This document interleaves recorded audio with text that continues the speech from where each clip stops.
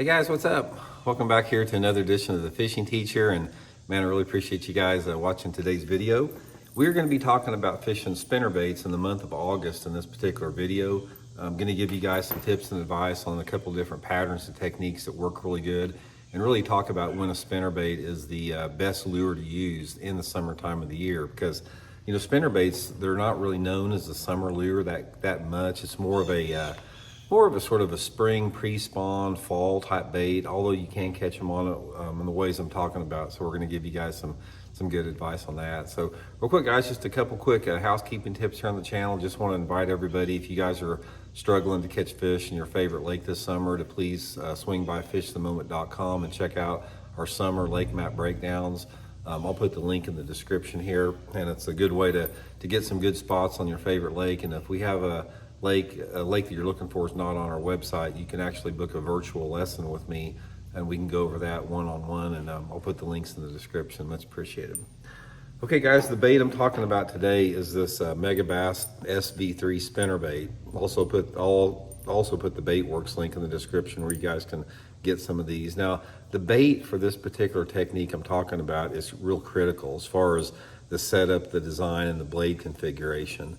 Now, first of all, in the summertime, for the technique that I'm going to get into, you're wanting a smaller spinnerbait that really resembles a minnow or a shad. And this little SV3, since it has small willow leaf blades on it, it doesn't put out a lot of vibration, but it puts out a lot of flash.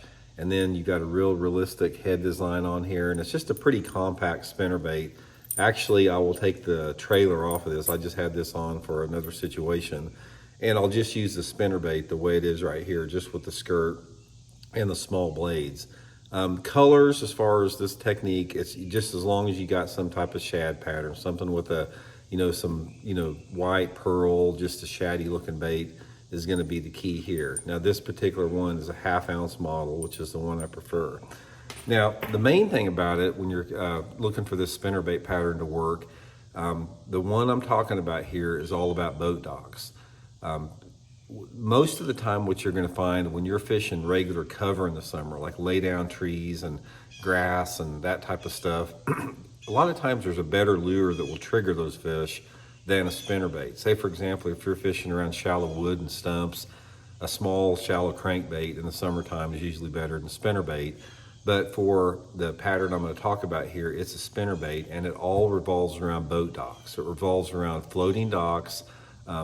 Most every lake in the country has some type of floating marina dock in it. A lot of lakes have floating docks, some lakes have pier type docks, but most of the time, you do have some type of a floating marina dock. Now, you can catch some fish just off the boat dock piers, like say for example on Lake Gunnersville, if you have an amount of shade. But the main thing is what I'm talking about is running the spinnerbait just underneath the floating docks, and particularly the bigger docks. So what you need is a couple different things on there. The first thing, you got to have shade. So when I'm fishing a dock and I'm approaching a dock with a spinnerbait, I'm always looking to see the direction of the sun for which angle is putting out the most shade on the dock.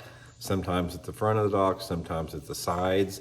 And I want to position my boat where I can run it along the shade. And you want to try to get it as close to the dock as you can. So the big key on this technique, guys, if you're going to catch fish doing it in the summertime, is casting accuracy is everything. Because if you throw this spinnerbait, say for example, this is a boat dock right here, and this is the side of the dock. If you come out too far, like if you're like a foot or two away from the dock with your cast, those fish that are underneath the dock are not going to charge out and get that spinnerbait from a foot away. So you actually have to try to get that spinnerbait within inches of the dock. I'm talking like with an inch or two is the best thing.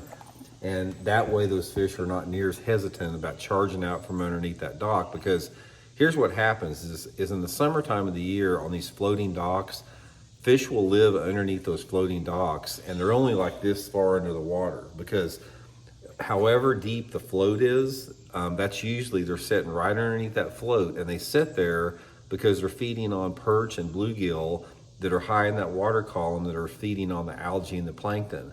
So that's where those bass live at. So they can be well underneath the dock, and if you're in a lake that has like water clarity of over 4 foot deep, Sometimes they'll charge out 10 foot away if they're underneath the dock, and they'll come right to the edge of that dock and hit that spinnerbait. And if the water is dirtier, they're not going to come as far. But regardless, you have to have it right next to that dock and in the shady banks. Most of the time what I'm trying to do is I'm trying to run it anywhere between like 6 inches to maybe 1.5 feet underneath the water. You really want it to where it's just barely under the float. And most of those floats are 6 inches to 12 inches underneath the water, which is a big key. So shade is an important thing. Shade's going to be your #1 factor. Also wind. If you have a windy day where it's putting some wind up against one side of the dock, sometimes that wind will act as shade. It'll act as cover, and you can catch them off the sunny side if you have wind hitting it.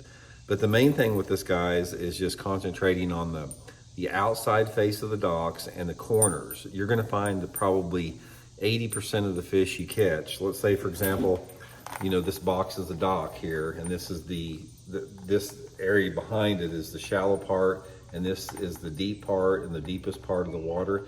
These fish are going to be on the corners of the docks right here or along the front. Now you can catch them occasionally down the side. Most of the time they're going to be up on the front right there.